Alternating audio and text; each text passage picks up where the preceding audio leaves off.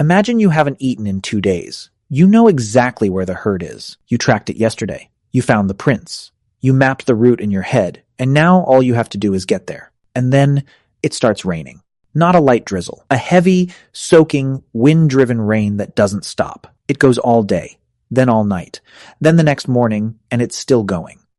So now, you can't hunt. You can't see tracks because the mud's washed them away. You can't move through the open because wet ground and bare feet on rocky terrain means a twisted ankle, and a twisted ankle out here means death. The river near your camp is rising, and the fire, the one thing keeping you warm, keeping predators away and keeping you alive, is now starting to struggle. You're not bored, you're trapped. For most of human history, rain wasn't an inconvenience. It was a crisis. And what ancient humans did during that crisis might be more important than anything they did on a clear day. Today, when it rains, you close your window, make some coffee, maybe grab a blanket and open Netflix. You get cozy on the couch, start wiggling into that perfect spot and just sink in. For you, rain is just background noise. It makes you feel calm, makes you feel sleepy. You might not even make it through the episode, but for a human being 50,000 years ago, that same rain, the exact same sound you're falling asleep to, could kill you in 3 different ways before it even stopped. The first one is cold. A wet human loses body heat up to 25 times faster than a dry one. Without clothing, without waterproof shelter, a long rainstorm in anything below about 50 degrees Fahrenheit could drop your core temperature into hypothermia range within hours. And most of the world our ancestors lived in got that cold at night, even in Africa during the wet season at higher elevations. The second one is flooding, caves and rock shelters. The main places humans lived are often at the base of hillsides or near rivers, so heavy rain meant flash floods. Archaeologists have found layers of flood sediment inside occupied caves, meaning the water came in while people were living there. Some of those layers are thick, and they found out that those caves were never used again. And the third one, maybe the worst, is predators. Rain drove animals into shelter too, and sometimes that shelter was the same cave you were in. There are cave sites in South Africa where human remains and large cat remains are found in the same layers. Some of those humans have puncture marks in their skulls that match leopard teeth perfectly. So rain didn't just make life uncomfortable. It compressed the entire world. Humans, predators, prey, all of them squeezed into the same small dry spaces at the same time. And in the middle of all that, one job mattered more than everything else: keeping the fire going. And here's why that was so terrifying. Before roughly 40,000 years ago,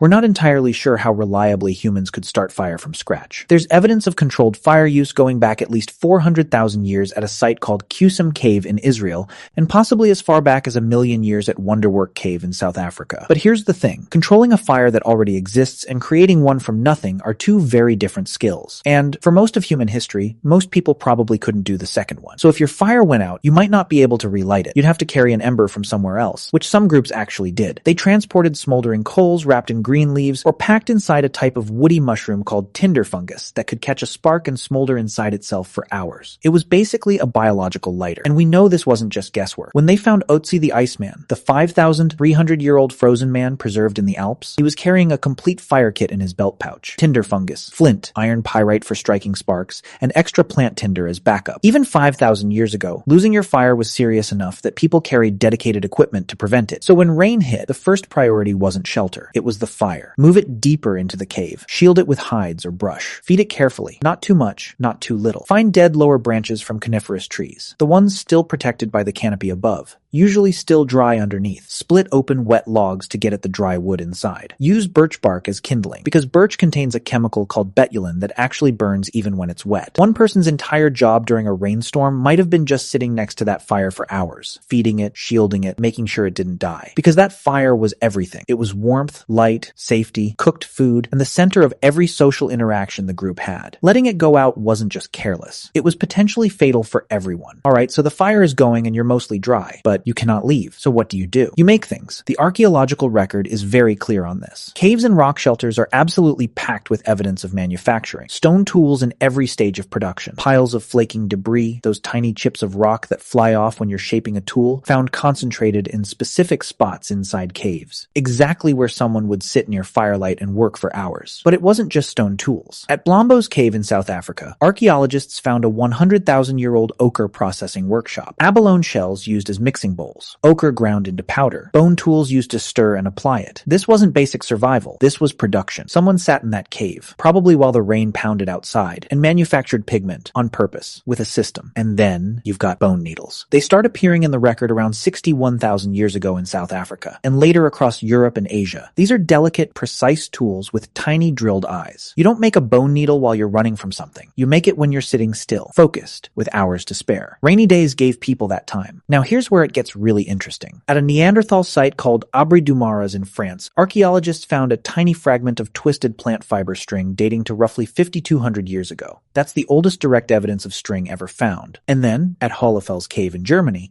they discovered a 35,000-year-old tool carved from mammoth ivory with 4 holes and spiral grooves, designed specifically for twisting plant fibers into rope. Someone sat in that cave and carved a dedicated rope-making machine. Making rope is slow, repetitive, and requires patience. It's the perfect bad weather task, and rope changed everything. It let you tie things together, build better shelters, create snares and traps, bind tools to handles. An incredible amount of human technology runs on string, and string was almost certainly invented by someone stuck inside waiting for rain to stop. And it wasn't just tools and rope. People were also making their shelters livable. At Sibidu Cave in South Africa, archaeologists found something most people wouldn't expect from 77,000 years ago. Bedding. Actual bedding. Layers of sedges, rushes, and grasses carefully arranged as sleeping mats. The top layers included leaves from a plant called Cape Laurel, which is a natural insect repellent. Someone wasn't just surviving in that cave. They were making it comfortable. They were making it home. And the bedding was periodically burned and replaced to keep it clean. 77,000 years ago, people were already doing pest control. But here's where the story takes a turn that nobody expects. Because all of that, the tools, the rope, the bedding, that's the practical stuff. What came next is something else entirely. The art. The Chauvet Cave in southern France contains paintings that are roughly 36,000 years old. Lions, horses, rhinos, bears, drawn with a level of skill and observation that still shocks people today. The artists understood anatomy, movement, perspective. Some of the animals are drawn mid-stride, muscles tensed, heads turning. These aren't doodles. These are the work of people who watched these animals for thousands of hours and then recreated them from memory, deep underground, by firelight. And Chauvet isn't alone. Lascaux, Altamira, Sulawesi in Indonesia, where cave art dates to at least 45,000 years ago, making it the oldest known figurative art in the world. But here's what makes this really interesting. These paintings aren't at the entrance of the cave where you'd sit for shelter. They're deep, sometimes hundreds of meters in, through narrow passages, in chambers you'd have to crawl to reach. Someone carried animal fat lamps into total darkness and painted.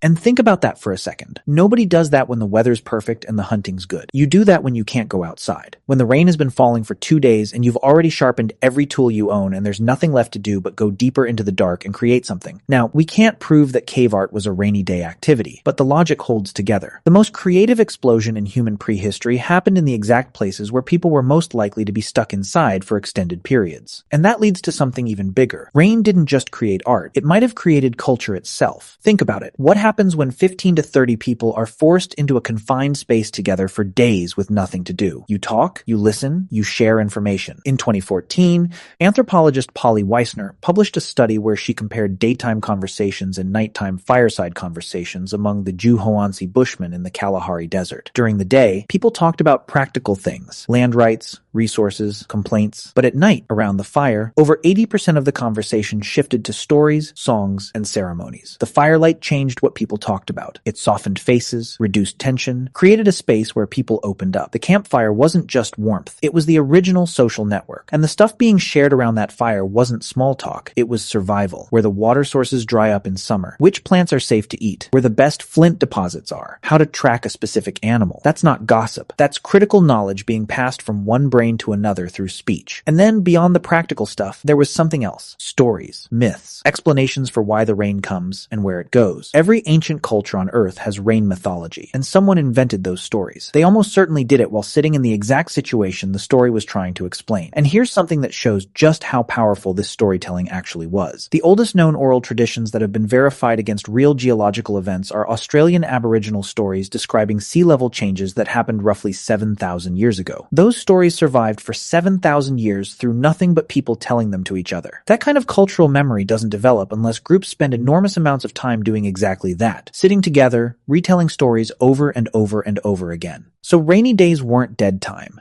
They were transmission time. The days when knowledge moved from the old to the young, when skills were taught by demonstration, when the group's collective memory got reinforced and updated. Now, here's the part nobody talks about. Rain wasn't always bad. Sometimes it was actually the best thing that could happen. After a heavy rain, the ground is soft, and soft ground means perfect tracks. Deep, clear, detailed. You can see exactly which animals walked past, how long ago, how fast they were moving, and where they went. Some of the best tracking conditions in the world come right after rain stops. Rain also meant water. Humans could collect and store rainwater, and even early hominins may have understood this. Rock depressions that fill with clean water during rain are found near almost every known prehistoric campsite, and some of them show signs of being deliberately carved deeper to hold more. But water wasn't the only thing rain brought. Mushrooms and certain plants explode after rain. Tubers are easier to dig from wet soil. Insects come to the surface. A rainy period didn't stop the food supply. It changed it completely, and the groups that understood those changes had an enormous advantage over those that didn't. Termites are a perfect example. They swarm after rain in tropical Africa. They're one of the most protein-dense foods available. You don't need tools, you don't need weapons, you just pick them up. There are chimpanzees today that gorge on termite swarms after rainstorms. Early humans almost certainly did the same thing, probably on a much larger scale. So what did ancient humans do when it rained all day? Everything that mattered. They kept the fire alive. They made the tools they'd use for the next hunt. They sewed the clothing that would keep them warm through winter.